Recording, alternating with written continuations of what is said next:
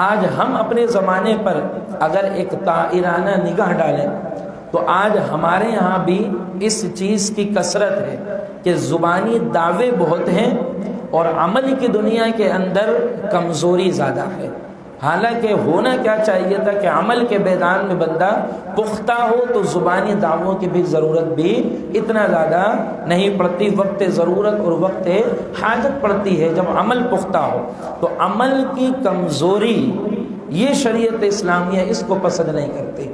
زبانی دعویٰ اچھی بات ہے، آپ دیکھیے آج حضور علیہ الصلاۃ والسلام کی محبت میں بھی ہم لوگ دعویٰ کرتے ہیں، اور صحابہ کرام بھی دعویٰ کرتے تھے، ایسا نہیں کہ وہ دعویٰ نہیں کرتے تھے، زبانی دعوے ان کے ہاں بھی تھے۔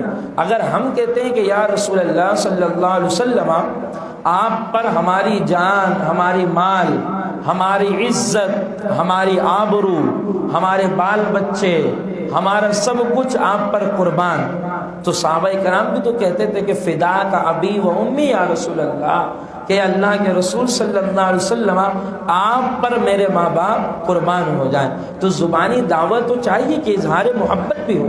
محبت اس کا نام نہیں ہے کہ صرف آپ اپنے دل کے اندر رکھیں، نہیں، محبت اظہار کا تقاضا کرتی ہے۔ جب تک اظہار محبت نہ ہو حقیقت محبت کا ادراک نہیں ہو سکتا۔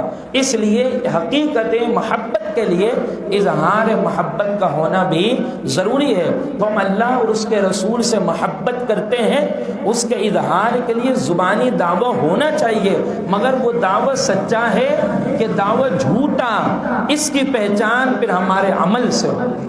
اگر عمل دعوے کے موافق ہے تو ہمارا دعویٰ سچا ہے، اور اگر عمل دعوے کے مخالف ہے تو ہمارا دعویٰ جھوٹا ہے، کہ دعویٰ کچھ اور کر رہے ہیں اور عمل کچھ اور کر رہے ہیں۔ تو دعویٰ ضروری ہے اظہار محبت کے لیے، مگر سمجھنے کی بات یہ ہے کہ وہ دعویٰ سچا ہے کہ جھوٹا، اس کی پہچان پھر ہمارے عمل سے ہوگی، کہ اگر دعوے کے مطابق عمل تو دعویٰ سچا، دعوے کے مخالف عمل تو دعویٰ جھوٹا۔